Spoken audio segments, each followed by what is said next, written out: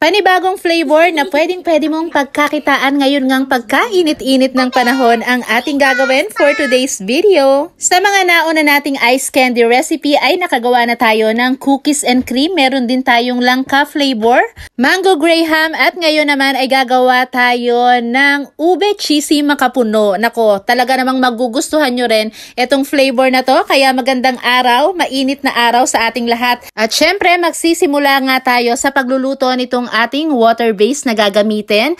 Para sa 3 litro ng tubig ay maglalagay tayo ng 1.5 cups ng cornstarch. Bali kalahating cup po bawat litro ng tubig. Pwede rin namang cassava flour or cornstarch. Kahit alin po sa dalawa na yan ay pwede nyong gamitin. Haluin nating mabuti para ma-dissolve ng maayos, and then isasalang lang natin to sa apoy. Continuous lang nating hahaluin. So ito nga ay lulutuin lang natin hanggang kumulo. Kailangan po talaga ay papakuluan natin para walang lasang hilaw itong ating ice candy na gagawin. Baka nga pala hindi ka pa naka-like and follow sa ating page. Paki-like and follow na po. Salamat! Pakilagay na rin sa comment section kung ano ba ang paborito mong flavor ng ice candy. Gagamit tayo rito ng 2 lata ng condensed milk. 380 grams ang isang lata, isang ube flavor at isang regular flavor. So, pwede rin namang 2 ube, pero ako mas nasasarapan kasi ko kapag tag-isa yung ginagamit ko. Gagamit rin tayo rito ng 1 lata, 410 ml ng creme densada. So, ito may creamy taste na at milky taste, kaya mas masarap pong gamitin to. Mas matipid pa.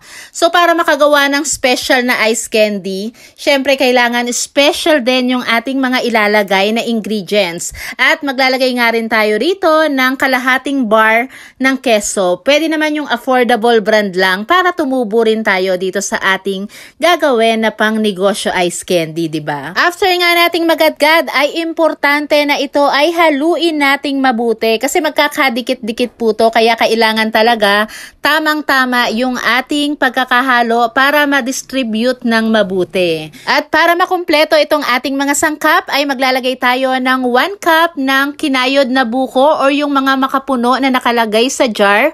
1 cup lang po yung ating gagamitin. I-mix natin at maglalagay pa tayo rito pala ng 1 tablespoon ng vanilla for extra flavor.